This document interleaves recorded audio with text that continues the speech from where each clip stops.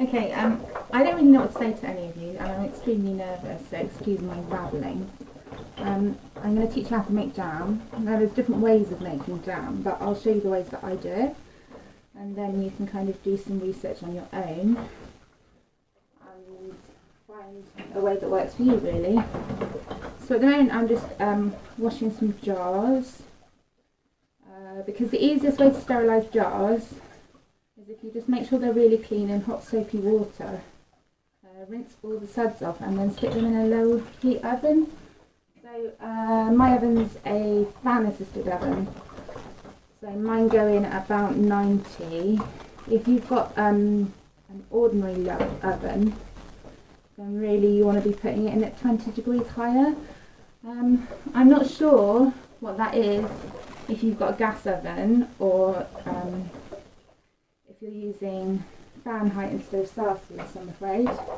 But Google have some really good conversion charts, so if you just Google that, you should find that quite easily. So I'm going to wash these jars, and I had a look at the sort of fruit I've got at the moment. I've got some pumpkin left over from last year, so I'm going to make some pumpkin jam, which I've not made before, but I'm quite excited about. And I'm going to show you the first kind of couple of steps on how to make jelly. So I've got sloes and apples, and I'll show you the difference between a sloe and a bullis, because they're not the same. They're both wild plum. There's 3 types of wild plum that you can usually get in the UK. So there's bullis, the sloe, and damsons, and most people know what damsons are. Most people know what sloes are because of sloe gin. Sloes come from a blackthorn, so you see tiny little purple berries, and they've got huge great big spikes on them. That's probably sloes. We've harvested them a bit early this year because last year we had a lot of problems where people were just stripping whole bushes. They just stripped everything they could find to make sloe gin, so we've actually been a bit naughty and taken them a bit early. Traditionally they wouldn't get harvested until after the first real frost, but you can pick them early and just stick them in the freezer for 24 to 48 hours, and it kind of does the same thing as a frost would do, and it also means you can store them for longer. So I use my freezer quite a lot for storing fruit for jam making. I'm just going to finish washing these real quick. Okay, that's all my jars washed. I'm just going to rinse them off and put them on the oven tray ready to go in the oven, just to make sure they're clean. As I said, there's different ways of sterilising them. You can use sterilising liquid or bleach. You can use sterilising liquid or bleach to also clean the jars with, but I kind of worry about using too many chemicals. This way is so quick and easy. By the time your jam's finished, your jars are ready, and they're just ready to be filled, really. So just rinse them off in hot water, making sure you've got all the suds off. You don't really want soapy jam, that's a bit gross. I got these jars in the pound shop, so you get 3 for £1, which is quite good. If you're just making jam for yourself, or for immediate family, then you probably don't have to worry about having uniform jars, and you can just use whatever jars you've got lying around. I like these because I make them as Christmas presents. So you get a little amount of jam and 3 different coloured lids. So you can kind of give them away as sets then, which I like doing. But you can use any jar. There's also IKEA do these lovely cheapened versions of the Kilner jars. They work just the same as the Kilner jar, but they're not so ridiculously expensive. They do them smaller than that as well. The main thing is that you can get a tight fit, and that you can make sure they're sterile before you fill them. because the worst enemy of jam making is mould. But as long as you sterilise everything, you should be fine, don't worry about it. If you make a mistake, there's usually a way of rectifying it, so don't panic too much. Just get these last couple there. And then these pop in the oven. So give me a second.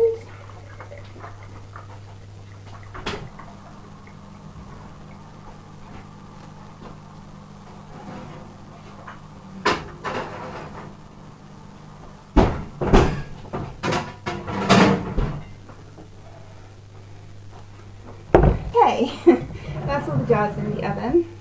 I'm not going to use them for this. This is the jelly. Jelly making tends to be a 2-day thing. So if I just show you what I'm doing with this.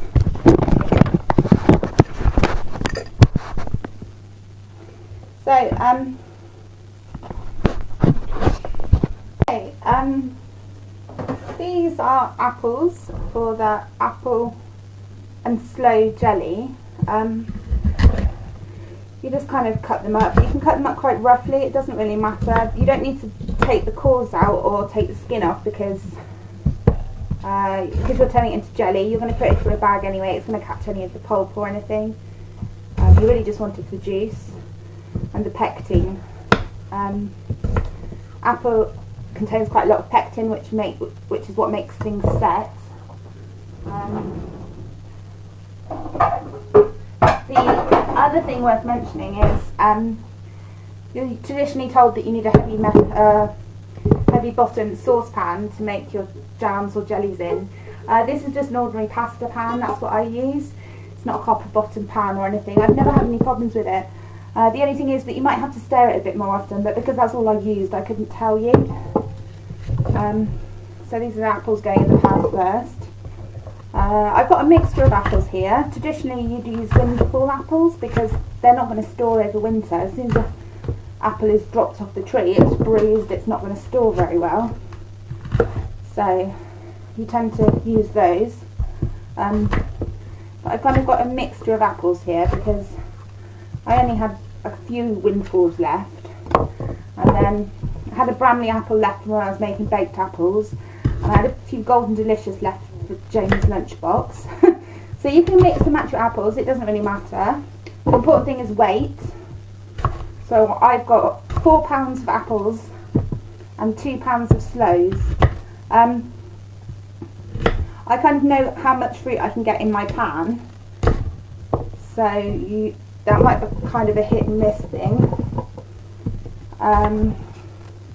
The only thing when you're using windfalls is when you cut in, you have to make sure there's no bruises or anything. So when you cut into them, you just kind of take the bad bits off. It doesn't matter if they're a little bit rotten or anything, you just cut it off, it'll be fine. They're obviously not going to be perfect, but it's honestly not going to matter. Just cutting them up. The other thing is they don't need to be a uniform size, just top.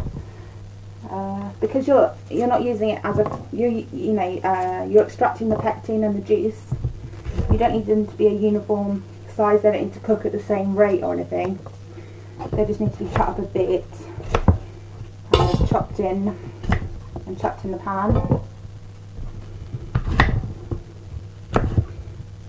Again, traditionally you'd use Bramley apples, but I didn't have any, so I've just gone with what I've used. Used with what I've got even. Just making sure that there's no bruises or anything on the apple, because obviously that's not going to be very good when you come to make your jelly. Nearly done. Just a couple of bruised bits there. Just cut it off real quick.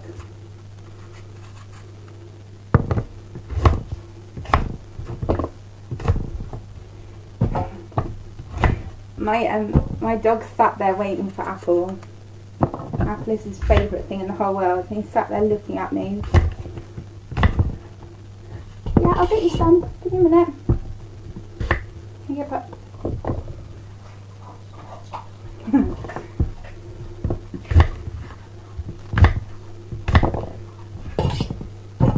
It seems like quite a lot of apple. It seems like quite a lot of fruit really, but because you're using it to extract, you know, you're not using all of this fruit. It'll boil down, and then you use the liquid, and then you boil the liquid down. So, but the great thing about making jellies and cheeses over making jam is that you can do it overnight. So with jam, when you start it, you can't stop it and come back. You've kind of dedicated yourself to finishing that batch of jam, which is fine if you've got the time to do it. But sometimes I don't have the time to finish a batch of jam because it can be a couple of hours. Not that I want to put any of you off. A couple of hours is good and you get some delicious homemade jam out of it. But sometimes you just don't have the time.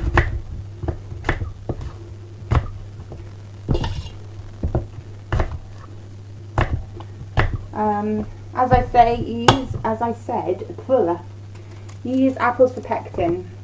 Apples are very rich in pectin naturally. Other things that have a lot of pectin in are quince, if you can get them. Plums do have some pectin in. You can also buy this jam making sugar, but I can't really advise you on that because I've never used it. I've always used apples. Some jams call for you not to use anything with pectin in, but then you don't get the nice set and the kind of uniformed look of the jam itself. So experiment though. If you find something that you like the look of, experiment. Okay, these are the sloes. As I said, they're tiny little purple berries. Can you see that? Probably not very well. If I show you, a sloe is a type of wild plum, but unlike bullets or damsons, the problem with sloes is you can't get the flesh off the stone before it's cooked. You see? It's kind of secured on there. So the way that you do it is by cooking it. Now these have been through the freezer. I've already removed the stalks. So just chuck that in the pan with those. With the apple pieces. And because they've been frozen, I'm not going to add very much water to them because as they cook, the water's going to come out anyway.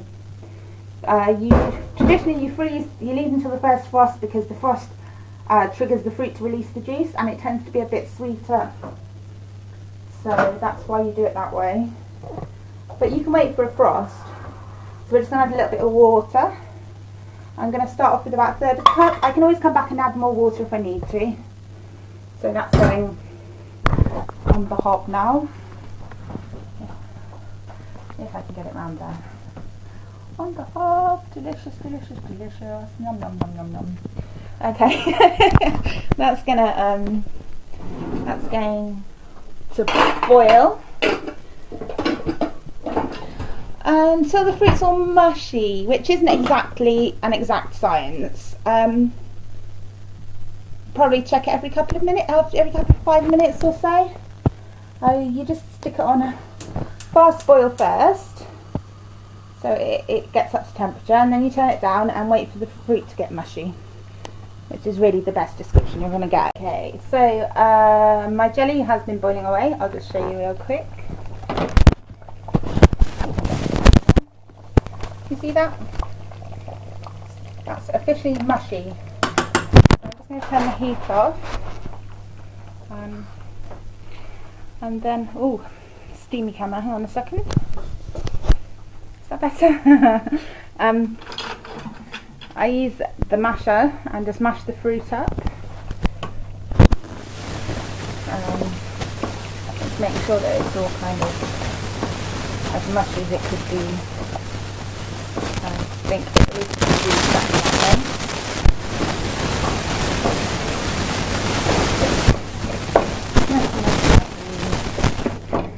Okay.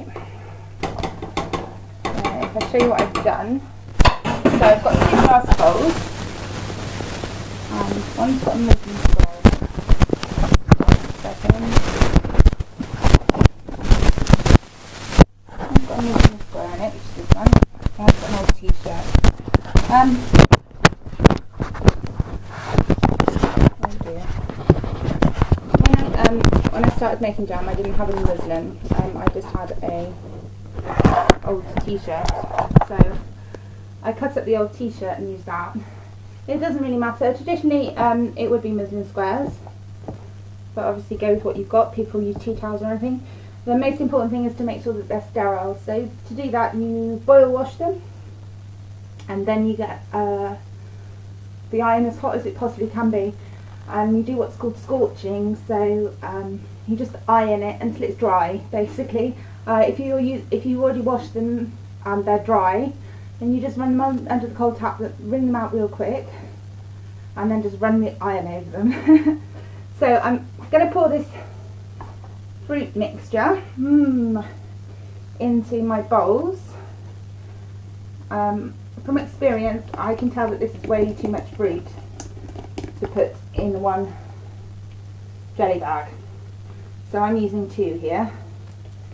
I added a bit more water than I said. I think I added about a cup in the end. I'm not actually sure what the recipe said, but I've made enough jams and jellies that I know now. So you then need to hang these. I don't have a proper jelly bag, so I don't have a stand and pegs and stuff. But I've got a trusty piece of wood, so I just put the wood over. See if I can get you guys to see this.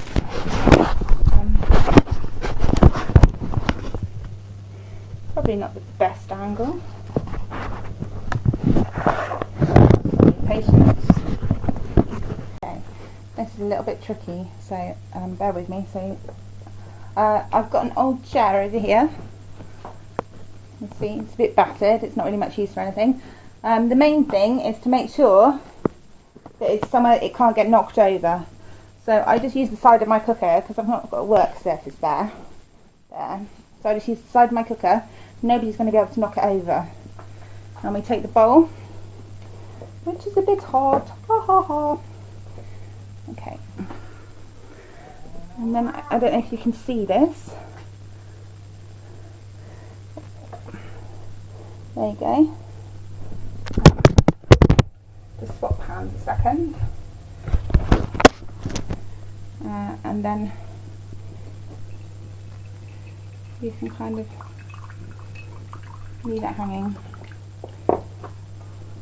And that's usually left overnight.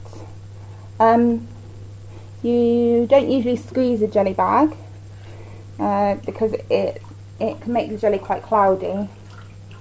So that's the first one, that's the easy one. I'm going to do the second one and then show you how it is. So yeah, I've got my piece of wood, and I want to put it in between, so I've got the 4 corners either side like this, and then I take 2 adjacent corners and tie it around the piece of wood. I tend to do 2 knots just to make sure that it's really very secure, because you're leaving it overnight, and then you do the 2 further corners.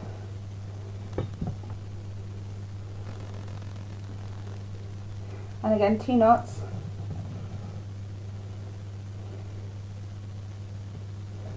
I'm going to turn the camera around a second so I can show you the next bit. Okay, that's my jelly bags all set up and dripping nicely, if you can see. You can hear all the dripping and stuff. And I've managed to set 2 bags up on this chair, just because I know that was probably too much fruit for 1 bag, and it's better to use 2 bags than end up with a bag that's full of bits and pieces. So, if you're worried about flies or anything, you can then cover the whole thing with a towel just to keep flies and stuff off.